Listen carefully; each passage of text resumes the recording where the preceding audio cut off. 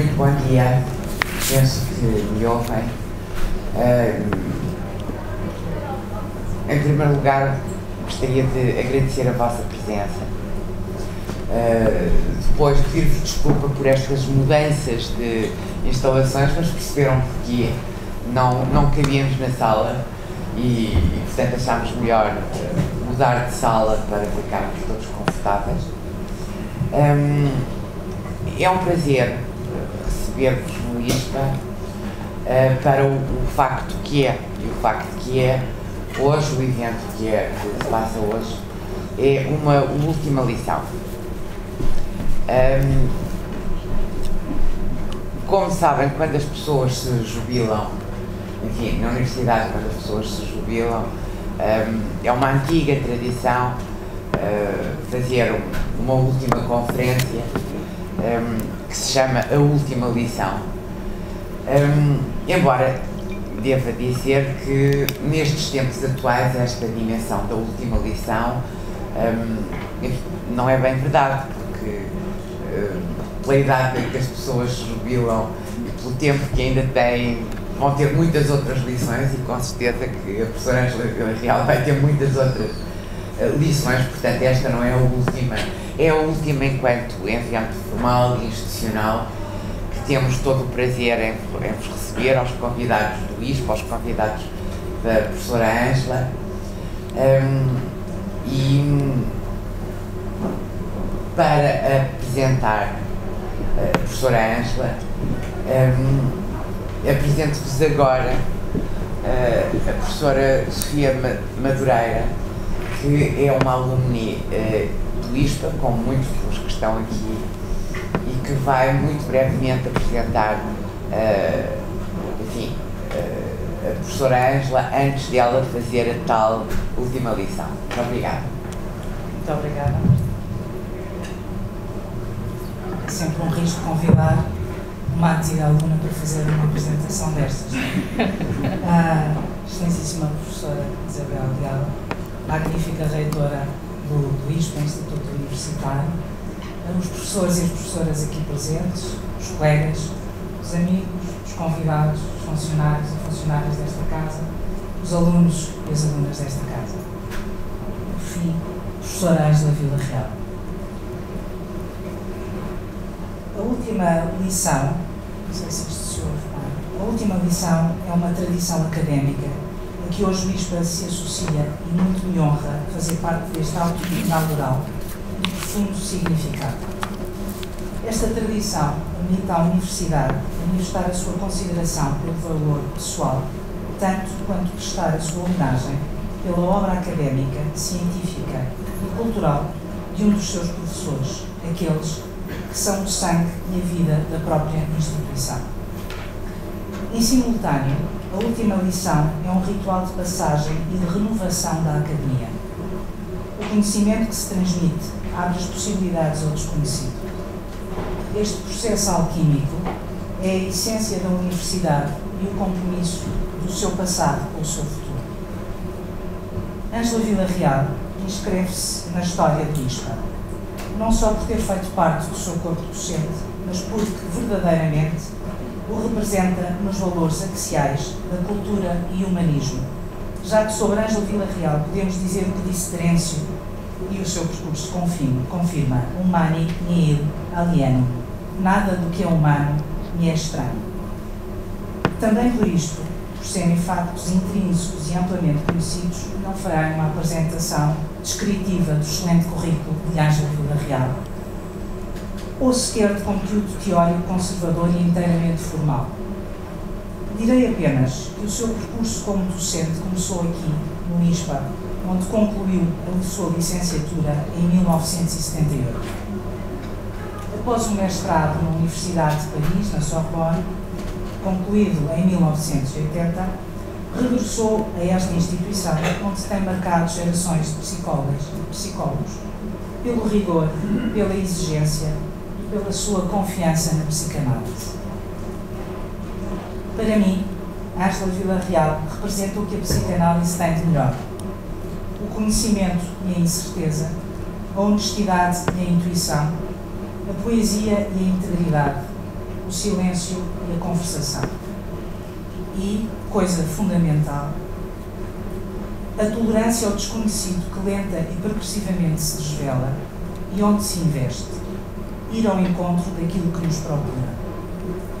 Não é, portanto, surpreendente que a nós, seus alunos e suas alunas, causasse funda impressão e impacto. Quando entrei no ISPA, em 1989, já os passos da professora Ângela Vila Real soavam nas casas e nos patamares, nestes labirínticos que nós tivemos a oportunidade de percorrer agora, como prenúncio de temor. À sua passagem instalava-se o silêncio. Eu avisei que era um risco. Entrava na sala, e a sala também oferece um palco para onde somos convidados a olhar. Sentava-se, acendia um cigarro, outros tempos, acendia um cigarro elegante, qual atriz de novela vague. Nunca percebi se era por ser parecida com a Catherine Deneuve ou por influência da Sorbonne. Levantava-se e conduzia a aula de pé. Ângela Vila Real era referenciada e temida, a guardiã da porta da psicanálise, à qual nós desejávamos impacientemente aceder. Não sabíamos então que na cadeira da psicanálise da professora Ângela Vila Real era mais fácil entrar do que sair. Não era apenas o clássico cadeirão, era o divã onde nos arriscávamos a passar alguns anos. E coisa terrível, iniciava aquelas aulas sem manobras de abertura, claríssima e segura, logo em direção às bases do edifício. Freud, Klein, trabalhados pelos alunos com o esforço da compreensão, já que acetatos e sedentas facilitadoras, amados totens, eram tabus. E por isso, entre o rigor e as notas baixas, foi a nossa base sólida de conhecimento, a nossa segurança futura. Fui sua aluna seminário de estágio, cadeira do último ano da antiga licenciatura. À data, o meu interesse por neuropsicologia, especialidade ainda pouco desenvolvida nesta instituição, fez-me escolher o estágio numa unidade hospitalar dedicada à avaliação de doentes com alterações comportamentais por lesão cerebral. Nesse contexto, todo o processo de avaliação era diferente e não havia abordagem psicodinâmica que me valesse para debater em seminário. A hipótese de ter a vida facilitada desapareceu logo na segunda semana de aula. Terminei a cadeira com uma extensão de estágio para poder praticar a avaliação psicológica e, ó, crueldade, uma nota menos feliz do que a das minhas colegas da unidade que tinham estagiado no mesmo sítio. Acima de qualquer coisa, terminei, de facto, com a base da que viria a ser uma relação assente na admiração e no respeito.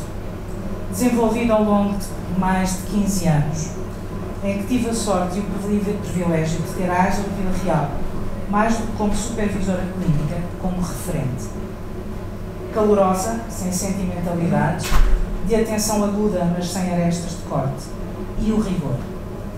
Sempre o rigor como forma de respeito pelo caráter único do paciente e a preservação efetiva da sua unicidade. No entanto, e devo dizer, tive o privilégio e sorte, mas não sem dor. Longuíssimas horas de sessões transcritas em discurso direto, exigência não negociável, onde a nossa fragilidade de principiantes, tão claramente exposta, se transformava, sessão a sessão, em consistência e solidez. Consistência e solidez fazem parte do seu legado académico, tanto quanto a absoluta confiança no método relacional. Poderoso instrumento de construção da identidade, método que testa e defende da arrogante rigidez quantitativa e onde se cultiva a tolerância ao desconhecido. É na senda dos pequenos grãos de luz que se rasga a escuridão. Só a curiosidade aliada à coragem permitem desafiar, ora a insuficiência dos corpos teóricos no entendimento do fenómeno humano, sempre em construção, ora o conhecimento edificado, como se fora para a eternidade, como se a transitoriedade não fosse a marca da própria existência humana. Assente nestes dois pilares fundamentais, curiosidade e coragem, Ângela Villarreal entrega-nos hoje o seu legado académico, enquanto consolida a cada dia o futuro do seu legado clínico.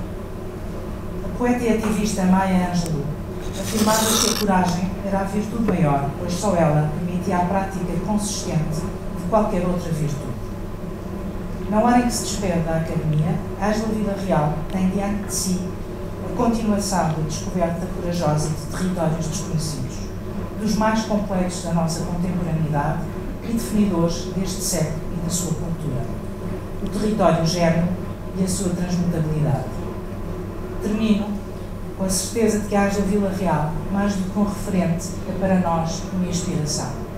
Muito obrigada.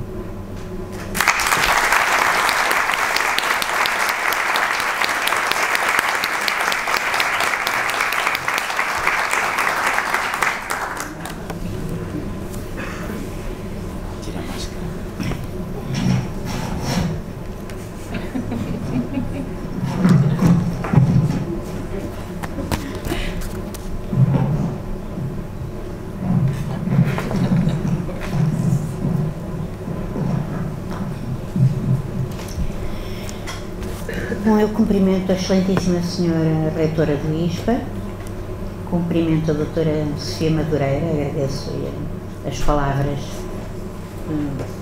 eu nem sei o que dizer, eram palavras.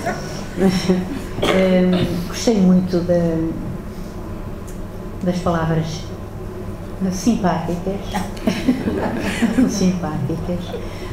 bondosas e amigas que preferiu a meu respeito. Agradeço a todos os meus colegas que estão aqui, a todos os meus amigos que cá estão, mesmo aos que não puderam vir, e agradeço aos meus alunos e aos meus ex-alunos que compareceram, quando alguns já não nos conhecíamos, não é? Foi há tanto tempo, mudámos tanto. Bom, mas então vou começar. Eu escrevi o que vou dizer, porque tenho sempre medo de me perder no raciocínio e de ocupar mais tempo do que devo. Agradeço a presença de todos neste momento, simbolicamente importante para mim. Aos meus antigos e aos atuais alunos, manifesto a minha satisfação por podermos ver-nos mais uma vez. Sei que muitos fizeram já uma carreira e apraz-me saber que contribuí com uma parte, pequena que seja. Comecei a dar aulas no ISPA em 1980, de psicanálise. Chamava-se a cadeira, como então se dizia, Introdução à Psicanálise, e durava todo um ano. Pensava-se na altura que esta era uma base fundamental para qualquer futuro psicólogo, independentemente do que viesse a fazer. Nem todos gostavam desta matéria, mas considero-me satisfeita por muitos terem enverdado pela psicanálise e bastantes pertencerem, como eu, à Sociedade Portuguesa de Psicanálise, que aliás aqui também está representada, e eu agradeço aos meus colegas o terem vindo. Nessa altura, o ISPA era muito diferente e, embora fosse a única escola de psicologia do país, vivia tempos difíceis que conseguiu superar. Seguiram-se tempos áureos, em que o ISPA tinha um enorme prestígio em todo o país e recebia estudantes de todo o lado. A maioria para fazer psicologia clínica. Desculpem, mas eu sou clínica. Eu era principiante, mas colmatava as minhas falhas, preparando cuidadosamente as aulas, eu diria mesmo obsessivamente as aulas, e mostrando o meu entusiasmo que consegui transmitir a alguns estudantes. Devo aos alunos as perguntas que sempre me puseram e me serviram de estímulo para pensar e estudar, até porque nem sempre eu tinha resposta para as suas dúvidas. A psicanálise na altura também não era o que hoje é, naturalmente. A evolução foi muito grande e teve ramificações diversas. Por isso, perante o convite para dar esta aula, fiquei embaraçada com as múltiplas possibilidades de escolher matemática. O acaso favoreceu-me com o tema. Trouxe da livraria um saco com livros que dizia assim: eu que me aguento comigo e com os comigos de mim. Apesar da sugestão de isolamento, fez-me sorrir. Talvez eu e Álvaro de Campos tenhamos um humor semelhante. A frase ficou em mim, mas quando a reli, apercebi-me de que tinha mentalmente acrescentado uma palavra. O verso ficava assim: eu que me aguento comigo e com os outros comigos de mim. Entre o tempo de Pessoa e o nosso tempo, estes versos parecem ganhar uma pluralidade de sentidos.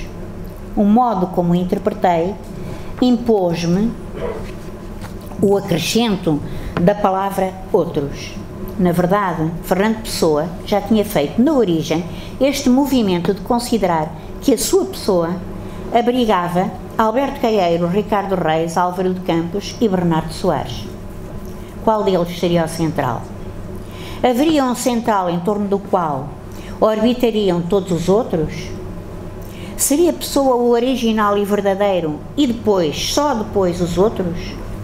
Ou haveria um Fernando Pessoa subdividido em 4 heterónimos representando 4 facetas da personalidade?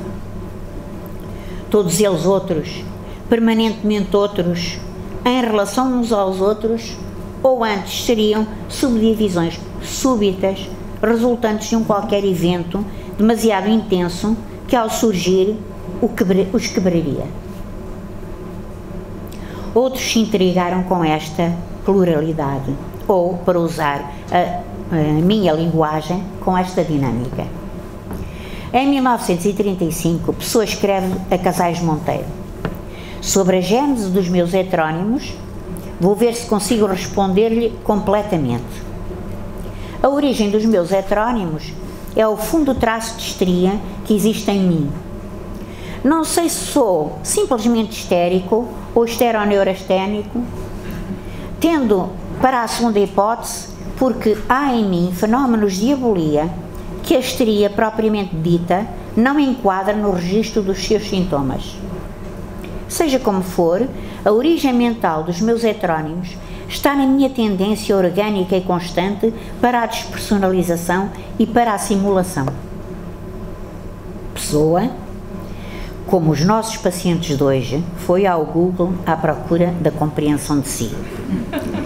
Tanto tempo depois, a dinâmica descrita faz lembrar a de alguns dos nossos pacientes atuais, embora não usemos a mesma terminologia. Encontramos na literatura psicanalítica descrições desta dinâmica com referência ao que passou a ser designado por personalidades complexas, que sugerem novas teorizações. Estas parecem ser paradigmáticas da nossa época de paradoxos. Sobretudo a partir dos anos 90, começaram a dar-se, por todo o mundo, mudanças tanto do ponto de vista clínico como do ponto de vista teórico.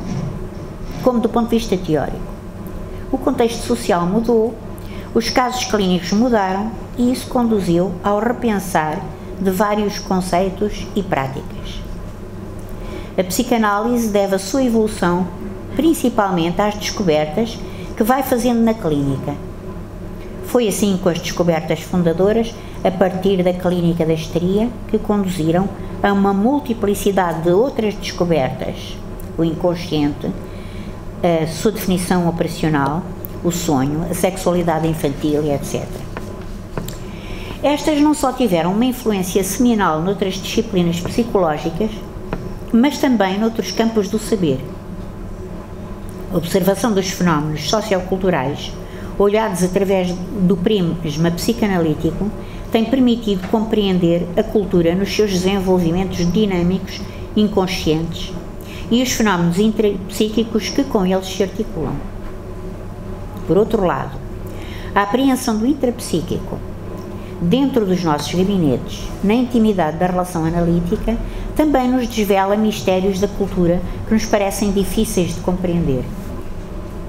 Com isto, pretendo sublinhar a espécie de encruzilhada em que as ciências humanas, todas elas, mas sobretudo a psicanálise, mais do que qualquer outra disciplina, se encontra. O facto de nós sermos os observadores de nós próprios, das nossas relações e das nossas relações, traz consigo complexidades sem fim. Muitas disciplinas psicológicas optaram por metodologias que permitem sossegar as nossas inquietações quanto ao rigor e à verdade, olhando de fora apenas para a parte comum, expurgada de outliers que desfeiam amostras e turvam as teorias. Sou imparcial como a neve, diz Álvaro de Campos. Nunca preferi o pobre ao rico. Como em mim, nunca preferi nada a nada. Vi sempre o mundo independentemente de mim. Por trás disso estavam as minhas sensações vivíssimas. Mas isso era outro mundo. Contudo, a minha mágoa nunca me fez ver negro o que era cor de laranja. Acima de tudo, o mundo externo. Eu que me aguento comigo e com os comigos de mim. Pondo de parte o humor de pessoa, reflito a partir do agora. Como se pode ser imparcial como a neve. Uma das preocupações da psicanálise nos seus primórdios foi a neutralidade. O esforço de não misturar as nossas emoções com as dos pacientes, de não projetar neles o que é nosso, de não lhes impor os nossos desejos. Todavia, progressivamente verificou-se que as nossas emoções vivíssimas tornavam hercúleo o trabalho analítico e até podiam mesmo transformar em negro o laranja. Assim, a partir dos anos 40, a psicanálise começou a utilizar a informação contratransferencial a seu favor. Mais recentemente, fruto do trabalho com as organizações limite e certas estruturas psicóticas que formavam o trabalho psicanalítico que tornavam o trabalho psicanalítico mais difícil, foi descrito o enactment, que não só mistura os mundos internos do paciente e do psicanalista, como lhes confere um novo colorido partilhado que transforma, mas pode paralisar a evolução do processo terapêutico. Como costumo dizer, não há moeda que só tenha uma face. Trata-se, portanto, de utilizar a nosso favor aquilo que antes era visto como um empecilho. Talvez assim consigamos atingir alguma neutralidade na abordagem de certas personalidades complexas. Os seres humanos, todos os seres humanos, nascem mergulhados num sistema cultural dotado de uma rede de símbolos. Estes ganham realidade e pertinência pelo facto de serem partilhados, isto é, pelo facto de fazerem parte de um espaço transicional em que as subjetividades se encontram, interagem e se tornam comuns. Dentro desta concepção, forçoso se torna a encarar tudo o que é humano numa dupla vertente interna e externa, individual e social, intrapsíquica e cultural. Não há seres humanos que nasçam fora de um contexto cultural e se autodeterminem. A dependência funcional força a criação dos vínculos afetivos, de um espaço transicional, de redes culturais simbólicas e redes de significação internas. Não é, portanto, possível considerar o ser humano individual sem o contextualizar no seu tempo, o tempo em que se desenvolveu dentro de uma estrutura familiar, qualquer que ela seja. No nosso tempo acelerado, contraditório, desigual e complexo, há uma centração em torno do corpo e, ao mesmo tempo, uma afirmação, uma reivindicação da subjetividade individual que, por vezes, entram em conflito. A psicanálise, que tenta compreender tudo o que é humano, tem-se debruçado sobre ambas as coisas. Houve, ao longo do nosso tempo, raízes que conduziram a este momento fulcral. por um lado, a evolução clínica e teórica da psicanálise infantil, que conduziu ao estudo da relação primária e da sua importância na vida adulta. Por outro, a importância começou a ser dada ao estudo do corpo nas suas várias vertentes. O progressivo maior investimento no self e na adolescência conduziu a um maior interesse sobre o corpo. Nada disto é alheia à evolução da situação da mulher e do seu papel no contexto social e científico. Na psicanálise, as mulheres tiveram um impacto enorme no estudo da primeira infância e da relação mãe-criança, fundadora do sujeito adulto e da sua matriz relacional. Estes estudos deslocaram-se progressivamente para o corpo e para o seu papel na construção identitária e relacional. Também filósofos e sociólogos, na senda da psicanálise, se debruçaram sobre o papel do corpo. Mas que corpo era esse? O que é o corpo? Na literatura feminista, veja-se, por exemplo, Butler, que é subejamente conhecida, certamente. O corpo é tomado sobretudo na sua dimensão anatómica, que a autora não deixa de atribuir um significado dentro da atual cultura. Embora foque o seu papel simbólico coloque a mulher como ser subalterno dentro da cultura patriarcal, não deixa de considerar outras dimensões que são abordadas por Freud e que conduzem à construção de um psiquismo. Todavia, o que sempre é destacado é, sobretudo, o valor do falo, que, as mais das vezes, é confundido com o pênis. Os autores por ela abordados, Freud e Lacan, foram, logo a partir dos anos 30, contestados por psicanalistas, principalmente mulheres, quanto à sexualidade feminina.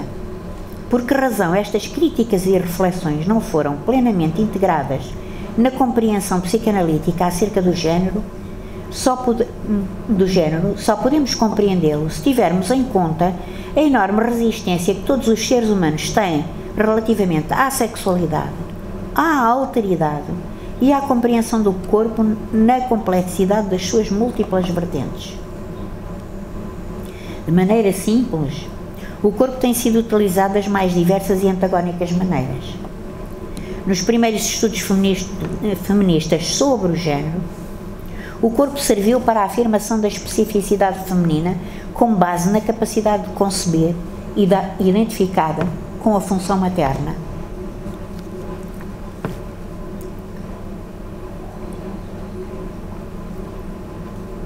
Mas olhando, por exemplo, para a realidade descrita por John Money, relativa ao género, e pensando a partir dela, tornava-se claro que o corpo não conferia um género.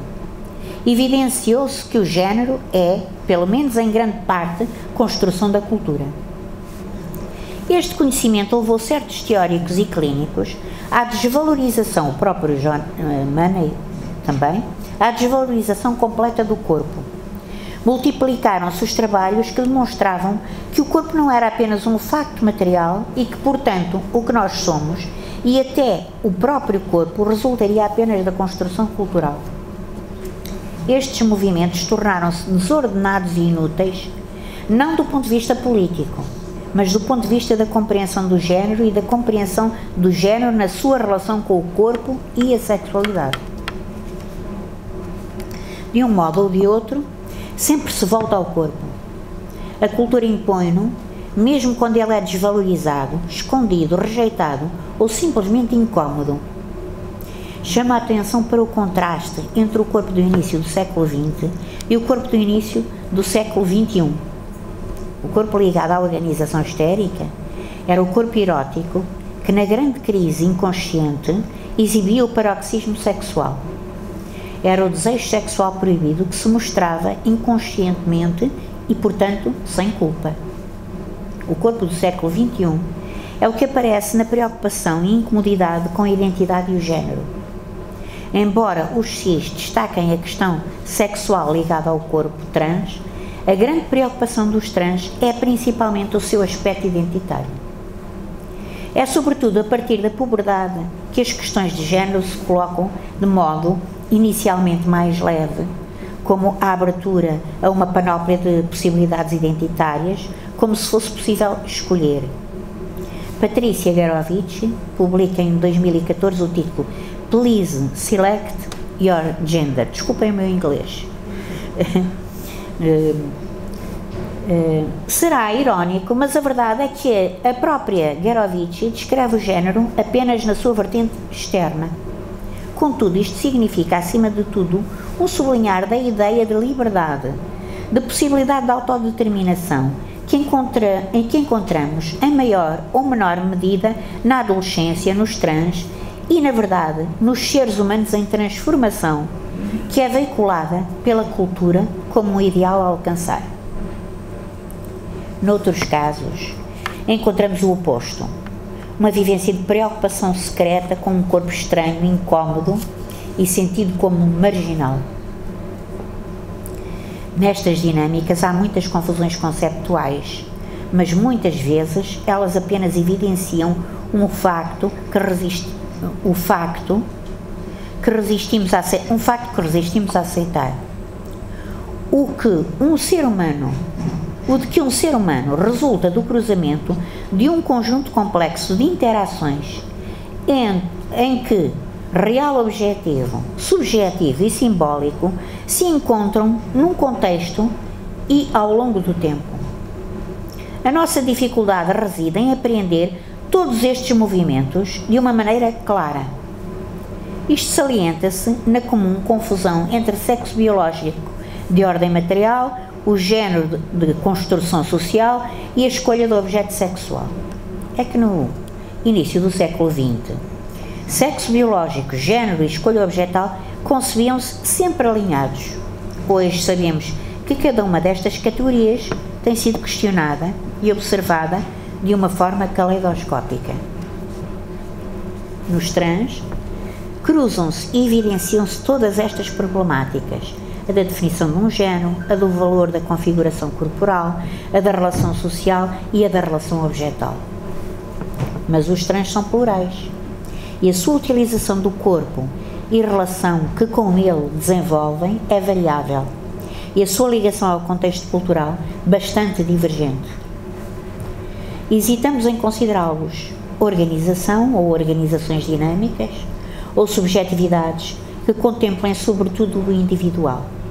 O universo de questões é enorme, mas se pensarmos apenas na relação com o corpo que preocupa a todos, confrontamos-nos também aí com uma grande variação. A grande preocupação com o corpo pode, como temos verificado, ser de ordens diferentes.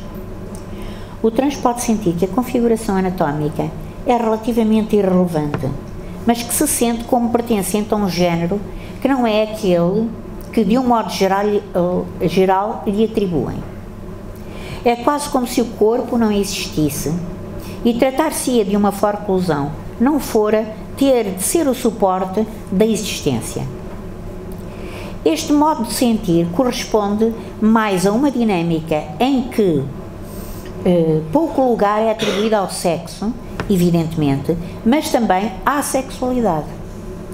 Simplesmente não existe uma concepção binária do género e, em alguns casos, ouvimos dizer eu não pertenço a género nenhum ou eu tenho todos os géneros. Estas formulações recobrem, evidentemente, dinâmicas diferentes, mas, apesar disso, somos confrontados com um pedido de tratamento no masculino ou no feminino, consoante os casos. Este pedido impõe, naturalmente, a mobilização do interlocutor no sentido de uma visão e relação de género determinada. Apesar de podermos pensar que se trata apenas de uma sensibilidade trans, a verdade é que se encontra algo de semelhante em qualquer vivência disfórica do corpo. Nestes casos, parece existir uma recusa da diferença sexual, porque esta sublinha a diferença e a separação. Noutros casos, encontramos uma mais óbvia e verbalizada preocupação com o corpo, que corresponde a afirmações como não consigo ver-me ao espelho porque o corpo parece que não é meu, ou eu não sou o que vejo ao espelho, Ou eu não sou mulher e quero fazer a operação para mudar o sexo para o meu género. Nestes casos, ou o homem, não é? Nestes casos, parece que o corpo tem de ser corrigido. Todavia, sabemos que ao mudar o sexo, não alteramos o género. Assim, mudar o sexo por causa do género sentido, como o seu, tem sido visto por muitos psicanalistas como agir no lugar em que devíamos fantasiar, quase como se, desconfigurando-se um programa do nosso computador, quiséssemos resolver a questão comprando outro computador. Mas, antes de mais, a questão que se coloca é a da importância que, em alguns casos, tem a coincidência entre o aspecto anatómico e o género do indivíduo. Este procedimento, independentemente do aspecto ético que pode levantar-se aos clínicos, testemunha de uma exigência de estabelecer a coincidência entre o género e a aparência anatómica. Esta aparência, que podíamos pensar ser apenas para os outros, na verdade é sobretudo para o próprio, na medida em que a incongruência lhe é insuportável. É como se fosse absolutamente imprescindível estabelecer uma certeza que falha, permanentemente falha. Na nossa atualidade cultural, as identificações de género têm uma cada vez maior fluidez e isso seria, em princípio, um fator de maior liberdade de afirmação do self. Contudo, nem sempre acontece assim. Em muitos casos, independentemente das concepções binárias, acontece ser insuportável a um indivíduo a ambiguidade que impede uma certeza identitária. Assim, para impor a certeza e restaurar o sentimento de completude, impõe-se a mudança de sexo no sentido de obter uma congruência apaziguadora. O confronto com estas realidades clínicas coloca, sem dúvida, questões de ordem ideológica, já que todos nós, conscientemente, mas mais importante ainda, inconscientemente, temos concepções sobre o que é ou deve ser um ser humano. Mas mesmo quando essa concepção não é muito evidente, a tendência para o afastamento do diferente, digamos do outlier, como ser abjeto, pode surgir na clínica, em qualquer momento, de forma inopinada, constituindo-se como um problema clínico, já não como um problema ideológico. Por outro lado, existe também o perigo do enactment, que cria nódulos no processo terapêutico que se pretende livre e aberto. Não é verdade que a regra fundamental para nós é a da associação livre? Não é verdade que todos nós percebemos diretamente ou através das dificuldades dos nossos pacientes como custa a liberdade? Como podemos chegar lá com as ditas personalidades complexas? Evidentemente que sempre temos de nos adaptar a cada paciente, vencer as resistências de cada paciente, porque cada ser humano é um ser humano. Mas sabemos que há algo que todos tivemos em comum, a necessidade de depender de outro ser que desempenhasse para nós, para todos e cada um, a função materna. É dessa possibilidade de estabelecimento de uma relação entre duas subjetividades que temos de partir. Muito obrigada por me terem ouvido.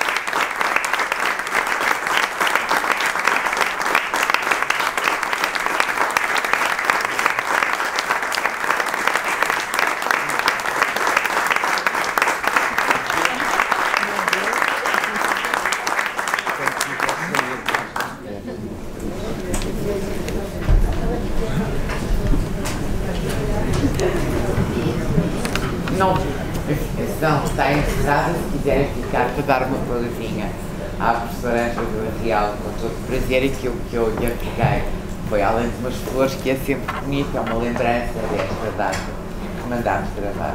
Muito obrigada por terem vindo, ficamos muito contentes com a vossa presença. Muito obrigada, professora Ângela, por este dia em particular, os outros anos todos, enfim, vocês fizeram um agradecimento.